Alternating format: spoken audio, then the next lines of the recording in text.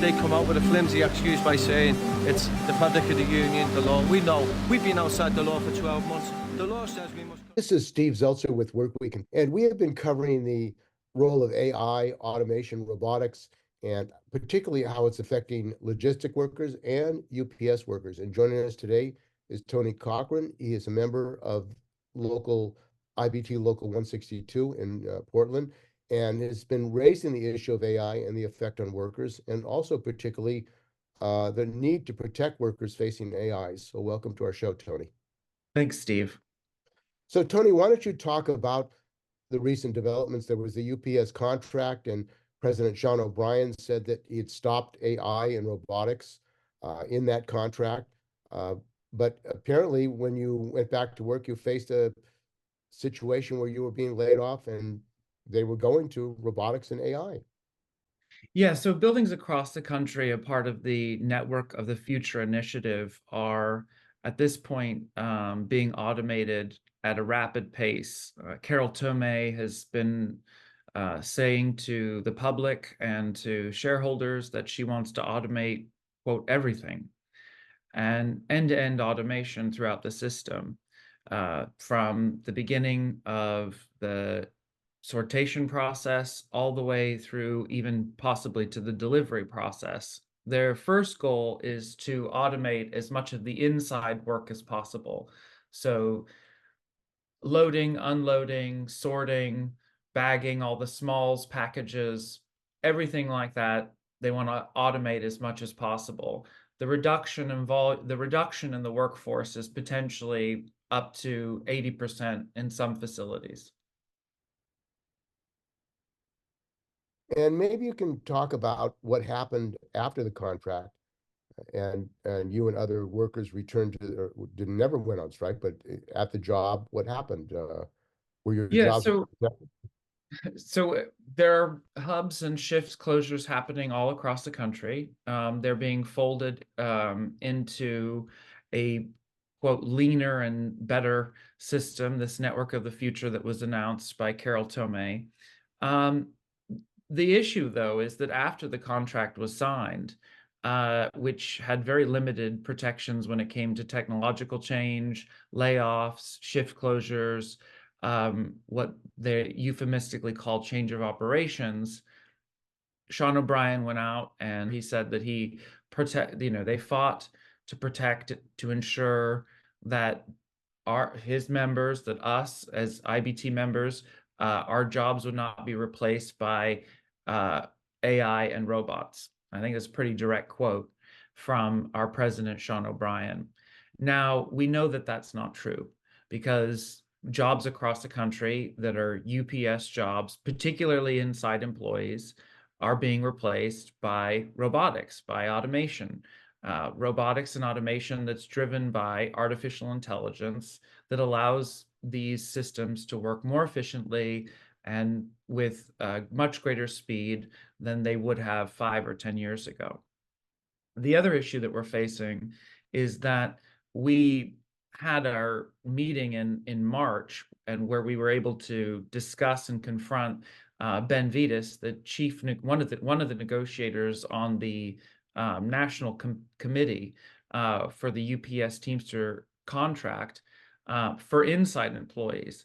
And he said in that meeting that he didn't know about the automation aspect or the technology aspect because he wasn't on that committee. Now, the fact that automation and technology wasn't built into the negotiations for inside employees is shocking, because inside employees are the first to be affected by automation and AI. Our jobs are the easiest to automate. Essentially, the drivers, eventually that can be automated. There will be, and of course they're experimenting with things like drone delivery, etc. But that is further down the line. The jobs that needed the most protection in this contract, particularly between 2023 and 2028, which it's a 5-year contract, so there's a lot of damage that can be done by the company in those 5 years, are the positions that are inside positions. I'd like to remind people that the pension and health and welfare funds rely on members putting money into them, rely on us actually working. And so as the bargaining unit, as the group of us UPS Teamsters shrinks, so does the pool of money inside the pension funds. And also we had this bogus notion out here in the Western states that we were going to put more money into wages, which I don't know where that money is at, especially for inside employees, considering that our base wage, which was celebrated, is $21 an hour, which is a little better than, fast food work, especially in states like California, where the minimum wage is already 20 for fast food workers. The pension and welfare fund was cut, the funding was cut in half from $1 to 50 cents. So even though there's a maintenance of benefit requirement by UPS, those funds could become underfunded over time, leading to cuts in the entitlements that people have as pensioners, just as like what happened with the Central States, Teamster Central States Fund.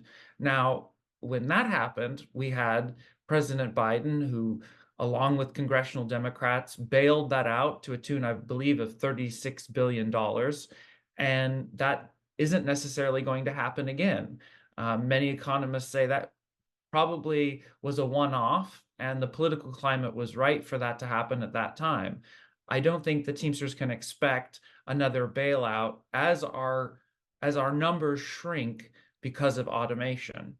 And so this is going to create a problem in terms of funding for health, welfare, and for our pensioners, especially as the automation process ramps up. UPS has a plan for the future.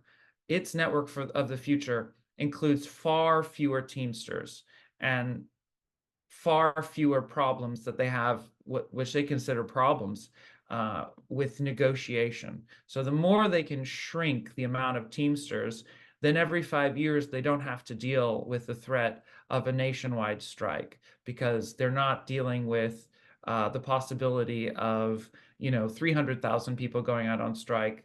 Maybe it's 100,000 or 150,000 people at the most. And the workforce is dramatically reduced, and a lot of that can be replaced by robotic labor. So that's kind of what's happened since the contract was signed, which we were told was the greatest thing since sliced bread. And there have been other issues that have been raised. The fact that the market rate adjustment that was supposed to be built into the system as our new wage. So in some of the places where UPS was paying a higher wage rate, they sort of rolled that over into our contract wage.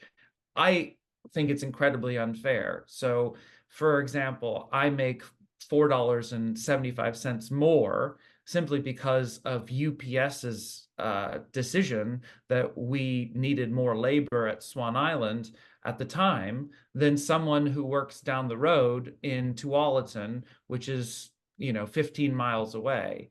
And that sort of inequality was baked into the contract. We needed a part-time progression that streamlined this process so that we didn't have facilities that were making more, where people were making more, and facilities that were making less. We also created a second tier of part-timers.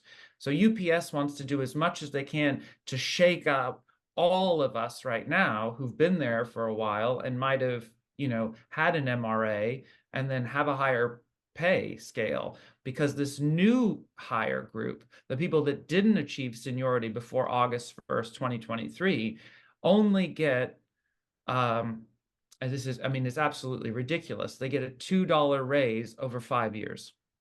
$2 raise over 5. This is less money than the part-timers got under the Hoffa contract. And so it creates a two-tier system. So if you had your seniority before August 1st, 2023, you get a $7.50 raise over 5 years.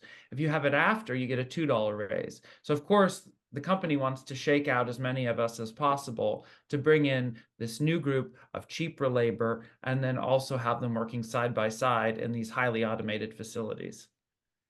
And of course, this is not just an issue for UPS, Amazon. They're trying to organize the Amazon workers, and probably if UPS had gone on strike and got a $25 minimum, wage. That would have benefited organizing at Amazon. But it is an existential issue for all of labor, AI. And has there been a discussion, education within the Teamsters nationally about the future? Because as you say, these companies want to use AI and robotics to get rid of Teamsters nationally and undermine the union. Has there been a discussion about the future of not just Teamsters, but labor and unifying labor to confront what is a systemic crisis for labor in the United States and around the world? Our union refuses to use the word automation. I think they're afraid of it. They're terrified of it.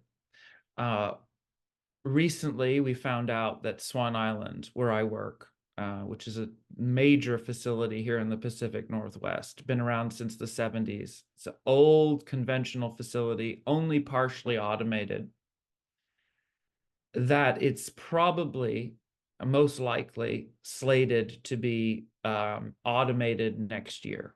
And that usually what they do is they'll set up these pop-up hub facilities. So like modular type facilities where they can maintain the local level of service while the facility is being completely automated. So they'll gut the old facility. I think they did this in a place. They're doing this in a place called Mesquite in Texas. They shut the whole thing down for 3 years.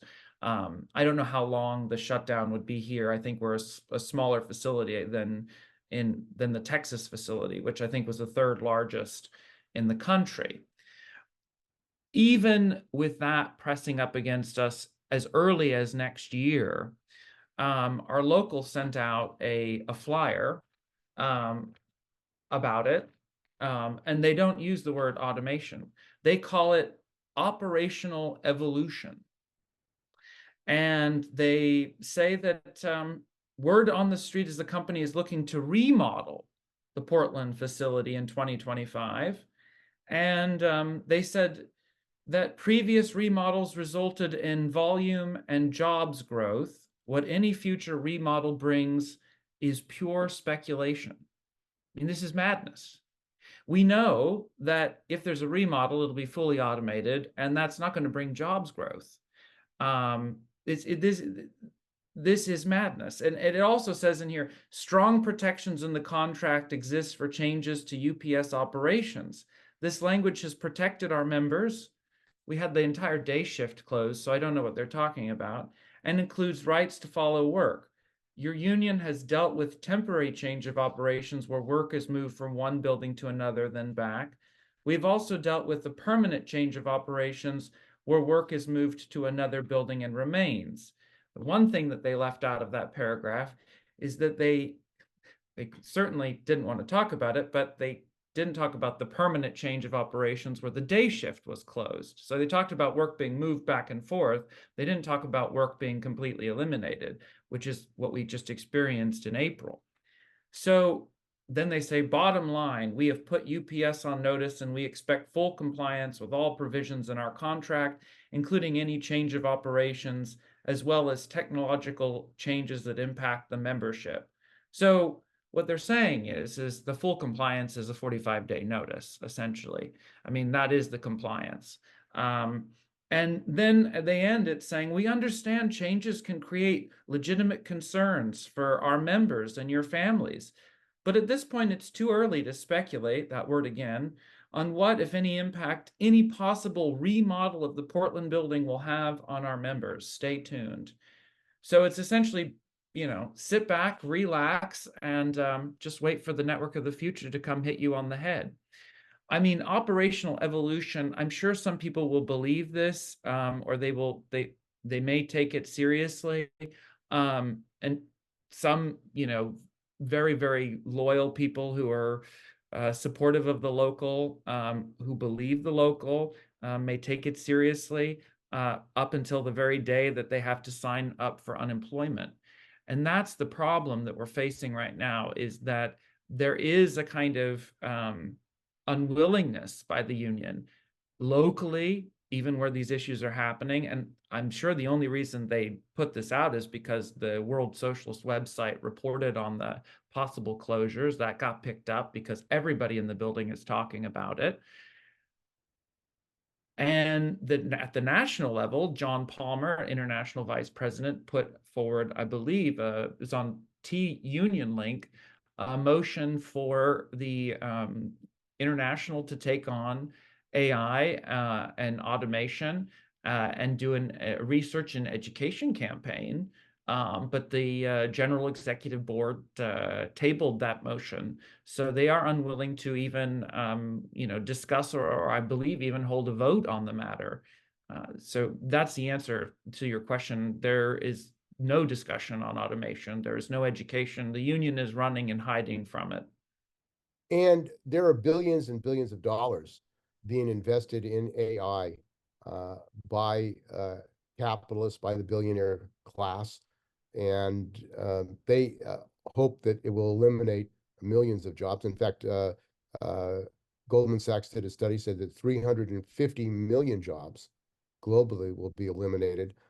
What is the ideology of these techno-fascists? Because it seems that Sean O'Brien is going to a convention supported by the techno-fascist, Elon Musk, Peter Thiel, Larry Ellison.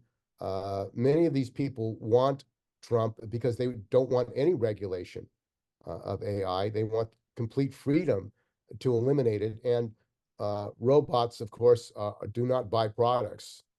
And if you get rid of 350 million workers, you're going to have a problem, exchanging products because robots don't buy products.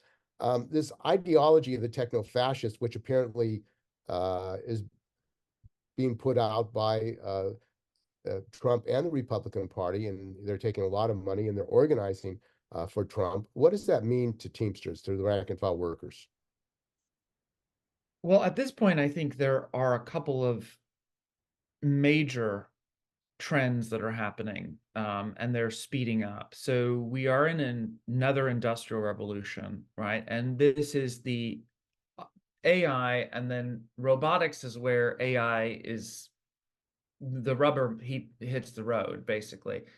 So artificial intelligence, generative artificial intelligence needs to reach a point what's called art, and the term is loosely defined, artificial general intelligence, which is where essentially the artificial intelligence is capable of doing something at the level of a human being. And once you can integrate that into a robotic system, which companies like OpenAI are working with, Microsoft, and then now they're investing in healthcare as well with Arianna Huffington.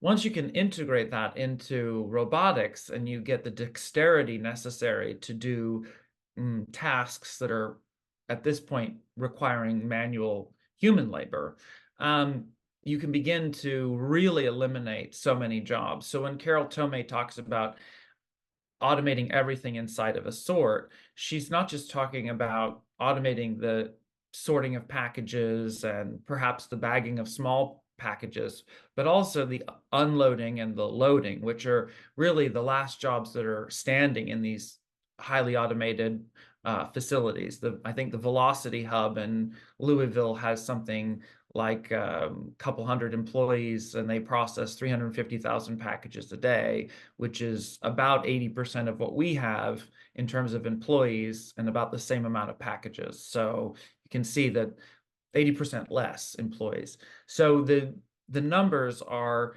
that you increase the amount of robotics in order to decrease the amount of human labor that's necessary, which then puts downward pressure on workers' rights, workers' ability to organize, wages, and it puts people out of work. We saw this with globalization in the 70s, containerization, when ship containers were able to move things around the globe. You hollowed out these large industrial centers in the Midwest, now called the Rust Belt, because all that stuff is rusting away. And we're going through a transformation that's not just on par with that, but actually greater than that right now, whereby robots will be able to take over many different jobs in many different fields.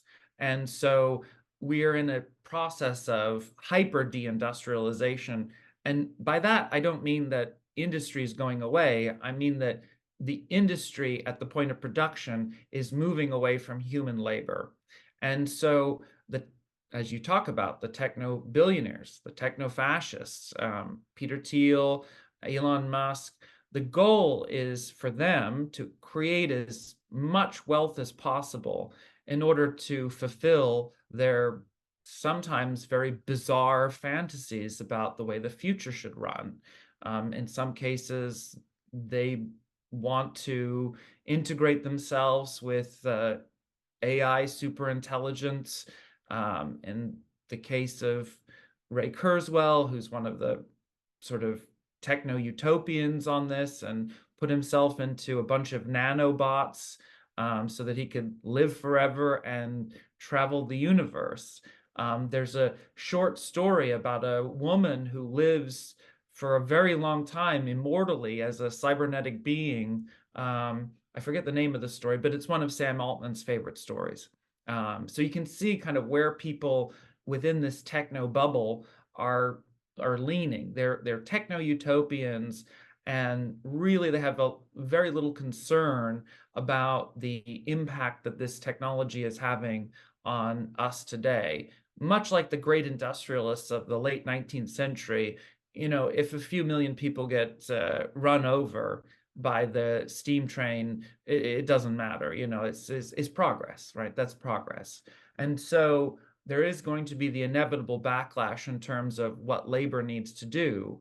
Unfortunately, because of the inaction of our leadership, the Teamsters are not addressing what is probably the most critical. It is the most critical aspect of labor dynamics in the early 21st century. And of course, the Teamsters have launched a campaign in California, Democratic state, Democratic governor, Democratic legislature, to regulate trucks over 10,000 pounds, so that they have to have a driver. That was vetoed by the governor. Despite having almost unanimous support of the legislature, they didn't override the governor. And in San Francisco and now throughout California, the Department of Motor Vehicles and California Public Utility Commission have given a free hand to Google, to Waymo, to these autonomous vehicle companies to operate their cars, take over the jobs of taxi cab workers, and potentially millions of drivers, which would threaten really the future of the Teamsters Union. It seems like this is a life and death question. Yet it seems like the Democratic and Republican Party together are both controlled by these techno barons, these techno billionaires. Why do you think the question of a labor party, of a workers' party representing the interests of working people is critical if you're going to confront this basically existential threat to labor with AI and technology and robotics? Yeah, just to address the first part, the Teamsters have been very aggressive on the issue of automated vehicles, autonomous driving vehicles, and that is something that is important. However, as you stated, we have not been very successful in fighting against that. They have not mentioned, and they will not mention, the fact of automation in terms of inside facilities, and also for delivery drivers as well. I mean, this new contract allows that to happen, allows UPS to make automation, drone deliveries, etc. I mean, that was something that was mentioned by Ben Vitas in the March meeting. So it's sort of like let it rip on one end, but there are movements, but very, very weak, as you said, in California. I mean, we could have a ballot initiative here in Oregon if Joint Council 37 Teamsters, put that together. We could have had that on the November ballot to regulate autonomous vehicles and make sure that there's always a person in the cab with one of these vehicles. However, we haven't done that. There's not been a campaign around that issue here, and that's in this state. I think the issue becomes then at this point, how do we look forward in terms of the two political parties? We have one party that's completely completely gone the way of the Confederate fascist dynamic. I mean, as Farrell Dobbs talked about Goldwater in the way back in the 60s and the 50s. This kind of Goldwaterism is the Trumpism of today. It's racism, it's white supremacy. And Farrell Dobbs called out union leaders for courting these white supremacists. And I think today he would have some very strong words for Sean O'Brien for doing the exact same thing.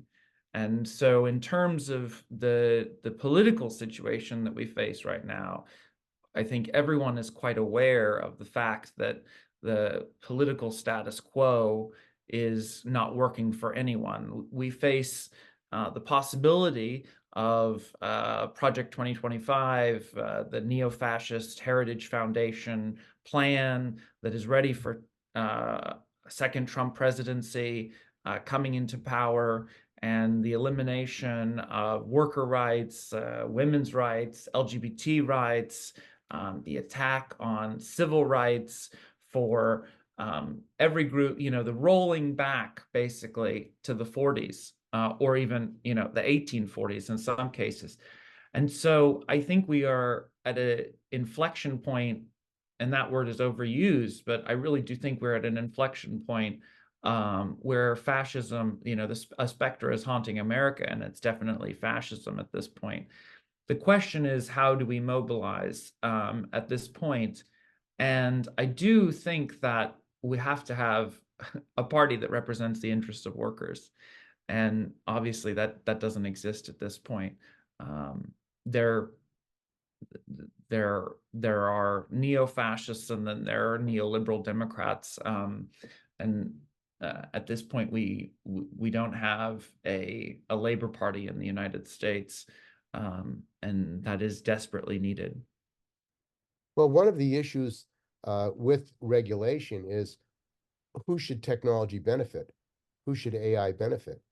And under the California Public Utility Commission and probably other regulatory agencies around the country, which have been captured by Google and these companies, but one of the laws that could be placed is that you have to examine the effect on workers when AI and automation robotics is being introduced into the workplace. Yet there doesn't seem to be any concern of the Democrats to change the law to require that workers' issues are part of whether that technology should be introduced. I know in Sweden, there are some laws, and Sweden has a social democratic government, that if new technology is going to be introduced in the workplace, they have to look at how it will affect workers. For example, scanners, which were introduced in grocery stores, it led to carpal tunnel syndrome epidemic of workers, particularly women workers, who had carpal tunnel syndrome, and it was denied by these companies. Millions of women workers and other workers, grocery workers, were affected by it. In Sweden, they said, we don't want to introduce it because it'll affect workers, their lives. It seems like Capitalism USA, whether Democrat or Republican, the issue of how this technology is going to affect workers is not even an issue in the United States. Is that true? Yeah, I agree with you on that. And I think there are some differences between the two parties, clearly. And there are major differences when it comes to issues like the Environmental Protection Agency, OSHA, heat regulation, and the National Labor Relations Board, and then issues of certain decency when it comes to decency and civil rights, when it comes to basic civil rights, when it comes to LGBT folks, voting rights, etc. We have one party that is openly fascist and one party that is supported by millionaires and billionaires. Both parties are supported by millionaires and billionaires, and one party is openly fascist, the Republican Party. And so there are differences between the two parties, but when it comes to the fundamental question, which you're talking about, the fundamental question of who controls this technology, both parties are remiss or even MIA when it comes to the question of worker control over this technology. Even consumer control over this technology. We don't have something like the data protections that they have in the European Union, which is a basic consumer protection. And that's, we had a Democratic House, a Democratic Senate, and a Democratic president, and even a basic consumer protection around our own data wasn't passed during those during those first 2 years of the Biden administration. And I think the question of worker protection under this has to come from a place of organizing like it did in the 30s. We have to have a real.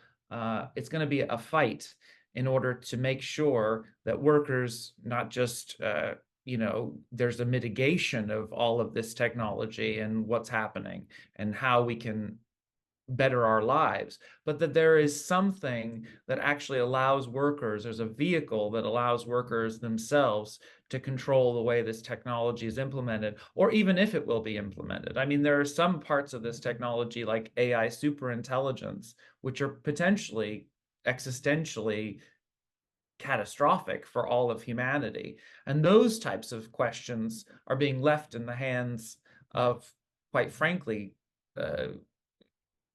these like Dr. Frankensteins. And so we have to have a conversation about why this technology is being built, where is it going, who will control it, how is it going to be implemented.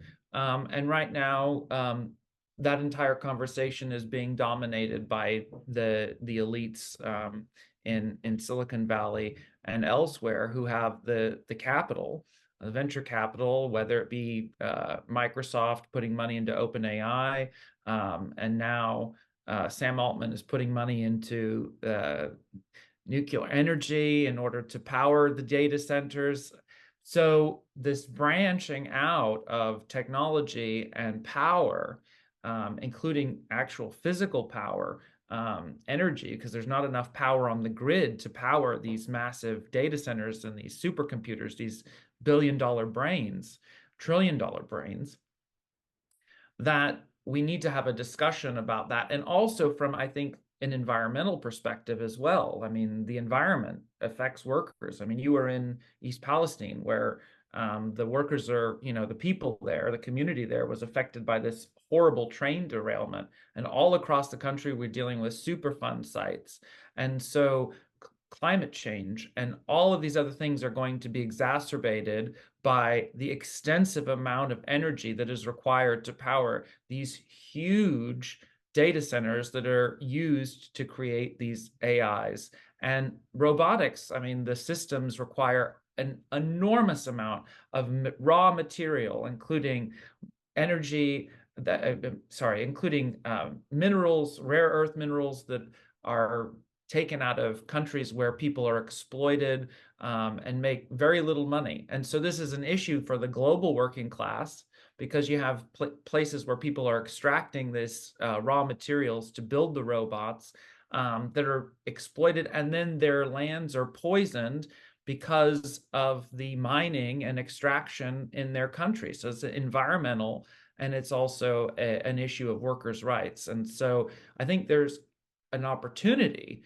for the green movement and the labor movement to come together, which is why I wrote a letter to Sean O'Brien when he was first elected about putting together a plan and a program to bring the environmental movement together with the labor movement, because I asked the question, what does a pension mean to an 18-year-old Teamster who's starting out today when the planet that they will be inhabiting if they get to that stage, retire, may be uninhabitable? And this is a question that we have to address. And I think labor has to address the issue. And of course, Sean O'Brien supported the opening up of the oil field in Alaska because it's going to bring, a couple hundred union jobs. I mean, this is so short-sighted. He's on the side of, the fossil fuel companies, let it rip in this sense. despite the fact that this is going to lead to catastrophic events. We just see this in Texas with Hurricane Beryl. I mean, the hurricane is the largest hurricane, the most powerful hurricane this early in the season, wiped out whole sections of Grenada, massive damage throughout the Caribbean, huge. I mean, even at Category 1, it caused 1.7 million people to be without power in Texas during a heat wave. And And so, what is Sean O'Brien? There are a lot of Teamsters in Texas, drivers, all kinds. What has he said? I mean, it seems like it's a national emergency. There's been no debate about this is the first hurricane of the season. You have a situation, they're without electricity, they're without air conditioning if they don't have generators. You could have hundreds of thousands and even millions of people die, especially poor people, Black, brown people, people who have nothing in the South. And yet it seems like they're just deers in the headlights. I mean, they're just like, well, we can't do anything about the global climate catastrophe we're immediately facing in the United States. In fact, it's been banned from even mentioning climate change in Florida and Texas. The governors there who are going to be at that convention that Sean is going say that we shouldn't talk about it, even though their own residents and workers, Teamsters and all union members, working people, are going to be tremendously threatened by this. Their lives are going to be threatened. Their families are going to be threatened. It should be noted that much like Cancun Cruz, who left during the polar ice storm in Texas, the governor of Texas is in Asia while this is happening, to his own. And the utilities in Texas, I understand, are now being run by executive CEOs from PG&E, where there were massive fires, and they go to Texas, and now Texas has a catastrophe, and the grid has collapsed for large numbers of people. In extreme heat, yes. The other issue. So on the question of the mitigation of, there was a proposal that I put forward to Sean O'Brien about a climate change mitigation fund that the Teamsters would build up over the years so that folks would be able to access that for these kind of climate catastrophes, particularly in the 2030s and 2040s.